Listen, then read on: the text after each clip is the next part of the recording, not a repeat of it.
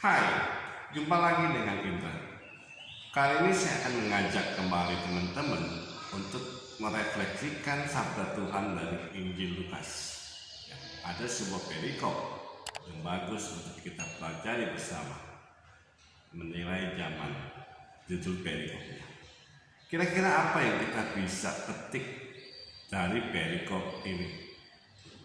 Tapi sebelum kita baca perikopnya, teman-teman tolong di-subscribe dulu ya tombol merah di bawah ini. Terima kasih. Injil Lukas bab 12 ayat 54 sampai 59. Yesus berkata pula kepada orang banyak, apabila kamu melihat awan naik di sebelah barat, segera kamu berkata akan datang hujan. Dan hal itu memang terjadi. Dan apabila kamu melihat angin selatan bertiup, kamu berkata, hari akan panas terik. Dan hal itu memang terjadi. Hai orang-orang munafik, rupa bumi dan langit kamu tahu menilainya. Mengapakah kamu tidak dapat menilai zaman ini? Dan mengapakah engkau juga tidak memutuskan sendiri apa yang benar? Sebab jikalau engkau dengan lawanmu pergi menghadap pemerintah, berusahalah berdamai dengan dia selama di tengah jalan, supaya jangan engkau diseretnya kepada hakim, dan hakim menyerahkan engkau kepada pembantunya, dan pembantu itu melemparkan engkau ke dalam penjara. Aku berkata kepadamu, engkau tidak akan keluar dari sana sebelum engkau membayar hutangmu sampai lunas. Demikianlah Injil Tuhan. Terpujilah Kristus. Teman-teman yang terkasih, perikop ini merupakan perikop yang terakhir dari bab 12. Di awal ayat 54 dikatakan Yesus berkata kepada orang banyak.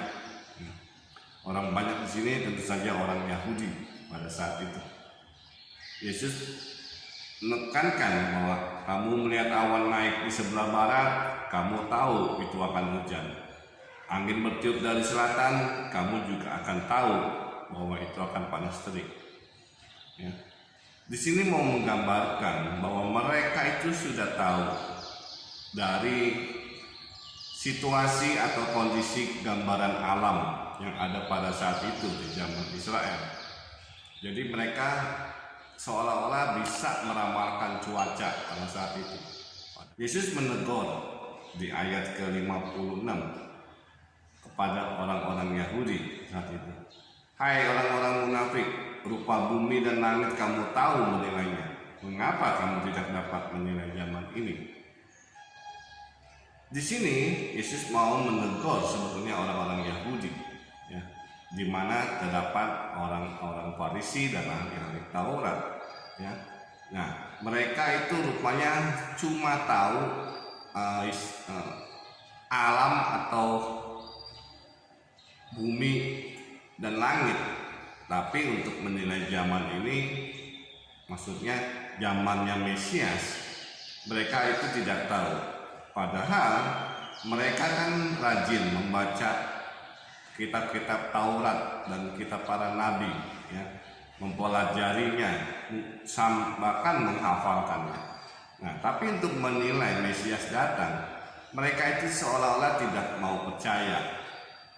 Tidak seperti mereka melihat awan naik di sebelah barat, mereka akan tahu bakal hujan. Nah, sedangkan di sini mereka tidak mengetahui atau tidak bisa menilai zamannya Mesias. Jadi Yesus menegur mereka sebagai orang-orang munafik.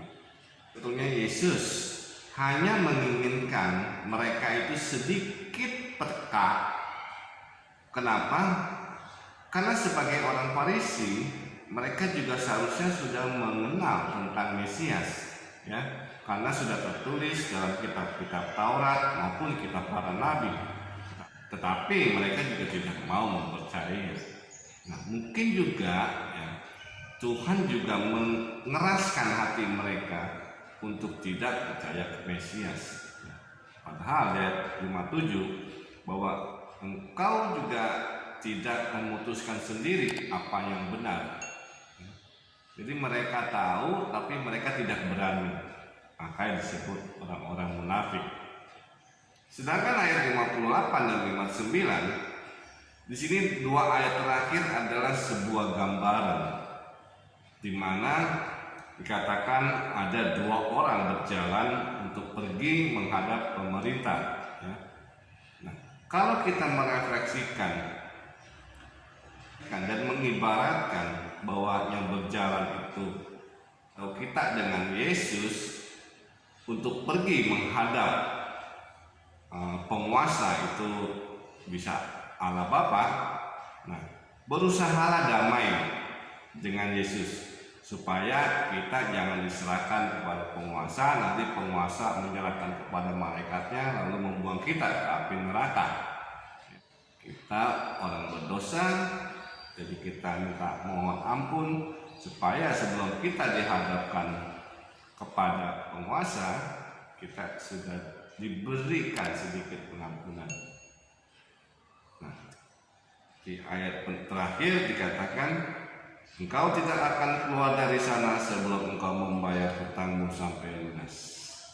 Nah, kalau kita tidak berdamai, dalam arti berdamai dengan Yesus, kita juga tidak bisa keluar dari hukum kekal yang api neraka.